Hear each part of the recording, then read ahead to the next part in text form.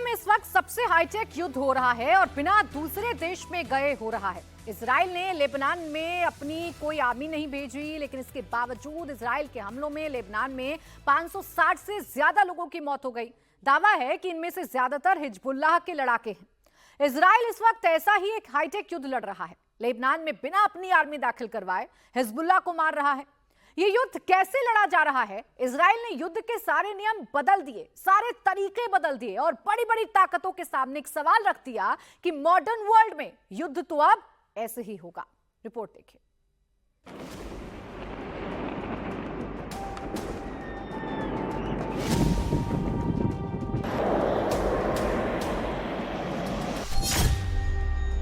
Israel ने Lebanon का आसमान धुआं धुआं कर दिया।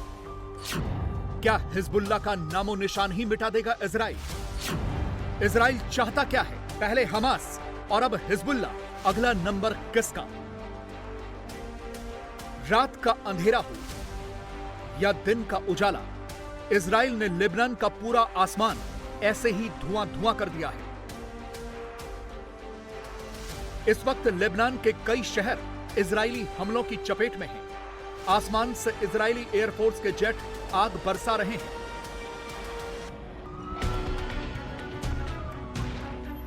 लेबनान में लोगों के पास कोई ऑप्शन नहीं बचा है। जहां इजराइल का हमला हो रहा है, वहां से लोग भाग रहे हैं। लेकिन सवाल है कि यह नौबत क्यों आई? इजराइल ने पहले हिजबुल्लाह पर पेजर और वॉकी टॉकी अटैक किया और अब वो हिजबुल्लाह के खिलाफ ऑल आउट वॉर क्यों कर रहा है? यह समझने के लिए आपको इन तस्वीरों को देखना होगा। हिजबुल्लाह ने इजराइल पर लगातार हमले किए। अपने बॉर्डर से लगते इजरायली शहरों पर ऐसे ही मिसाइल और रॉकेट से हमले किए।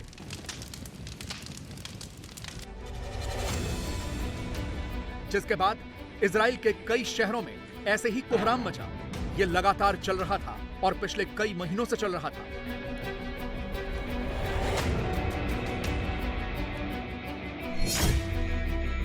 इजराइल का दावा है कि पिछले 11 महीने में हिजबुल्लाह ने इजराइल के ऊपर 9,000 रॉकेट दागे, जिसकी वजह से नॉर्दर्न इजराइल के 60,000 से ज्यादा इजरायलियों को अपना घर छोड़कर जाना पड़ा। इसीलिए इजराइल ने हिजबुल्लाह पर हमला किया। सोमवार को इजराइल की एयरफोर्स की तरफ से हिजबुल्लाह के ठिकानों पर एयर स्ट्राइक्स की गई।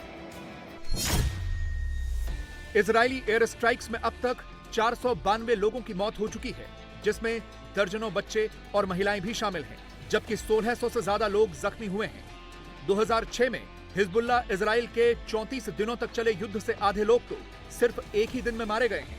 احنا لحديت هاللحظة هاي وزارة الصحة صارت مسجلة 558 شهيد، بينهم 50 طفل و94 امرأة، وهيدا صراحة بينافي كل الكذب اللي كانوا عم بيقول هالعدو الإسرائيلي إنه هو كان عم يستهدف يعني القوات مقاتلة وكلام آخر. حقيقة يعني للأسف الشديد نحن عم نشوف إنه غالبية العظمى إذا ما كل اللي سقطوا جراء الاعتداءات اللي صارت امبارح هن من العزل الآمنين اللي كانوا في منازلهم. من الجرحى هنالك 1835 جريح، وعدد المستشفيات اللي شاركت باستقبال الجرحى.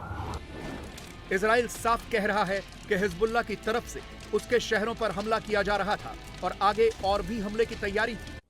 The IDF strike 1,300 targets until now, including long-range cruise missiles, heavyweight rocket with 1,000 kilo warhead. This is the same type of rocket that was used in the Majd al-Shams attack that killed 12 innocent children. We also struck a short and medium-range rockets and UAVs, all capable of attacking deep inside Israeli territory and causing major damage to civilian towns and cities. असल में पिछले साल 7 अक्टूबर को Israel पर Hamas ने अब तक का सबसे बड़ा अटैक किया था। इजराइल के अंदर घुसकर ऐसा हमला कभी नहीं हुआ। 1200 लोगों की मौत हुई थी। इसीलिए इजराइल कोई चांस नहीं लेना चाहता। इजराइल का कहना है कि हिजबुल्लाह भी 7 अक्टूबर जैसा ही हमला करने की प्लानिंग कर रहा था। The world should remember, on the 8th of October, Hezbollah started a war. Israel did not attack Lebanon did not attack Hezbollah. It's Hezbollah on the 8th of October started firing on Israeli civilians in the northern border, and he's been doing this for over 11 months with 9,000 rockets, and 60,000 Israelis have left their homes.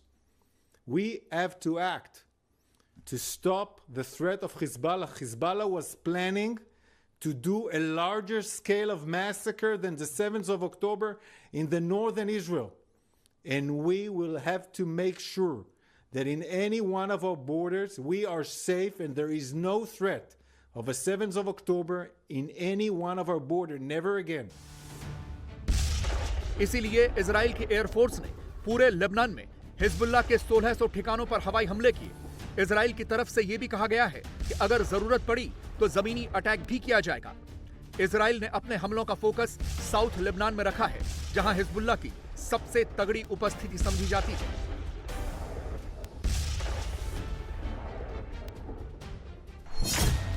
Israel ने Hezbollah पर बड़ा आरोप लगाया है और दुनिया को video सबूत दिखाए हैं। इजराइल का कहना है कि हिजबुल्लाह ने लोगों के घरों के अंदर हथियार छुपा कर रखे हुए हैं और ये हथियार कोई छोटे हथियार नहीं है, बल्कि क्रूज मिसाइल और रॉकेट्स हैं।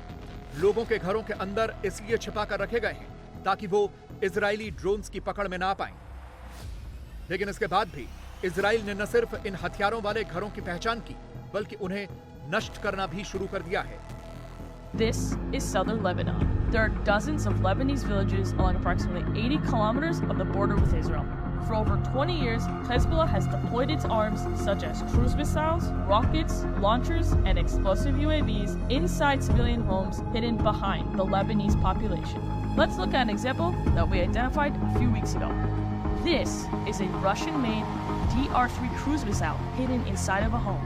The IDF identified the terrorists making an opening in the building that exposed the missile. We are monitoring these activities, locating the weapons and eliminating them with precise intelligence-based strikes. The IDF is operating and will continue to operate in defense of the citizens of Israel wherever required.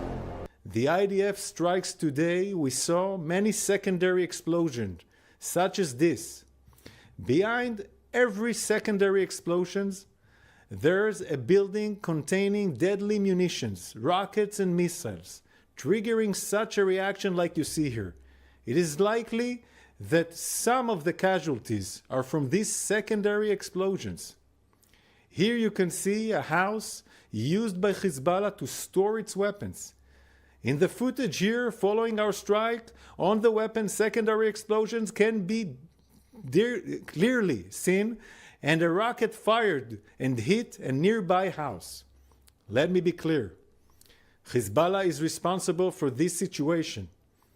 This is Hezbollah's plan to turn southern Lebanon into a battlefield for its attacks on Israel.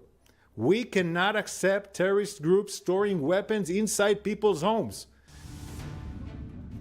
यानी Israel को यह खतरा दिख रहा था कि आने वाले दिनों में उस पर हिजबुल्लाह के हमले बढ़ने वाले हैं, इसीलिए उसने हिजबुल्लाह पर इतना बड़ा हमला किया है। इजराइल ने इन इलाकों में रहने वाले आम लोगों को तुरंत अपना घर छोड़कर जान बचाकर भागने को कहा। इसके लिए इजराइल की तरफ से लेबनान के लोगों के फोन पर मैसेज भेजे जा रहे हैं। अननोन नंबरों से फोन कॉल भी की जा रही है कि लोग तुरंत इलाके खाली करके चले जाएं, क्योंकि एयर स्ट्राइक होने वाली है। इजराइल की वार्निंग के तुरंत बाद लोगों ने दक्षिणी लेबनान छोड़कर जाना शुरू कर दिया। बड़ी संख्या में जाम लगा हुआ है, लोग सिर्फ यहां से निकलना चाहते हैं।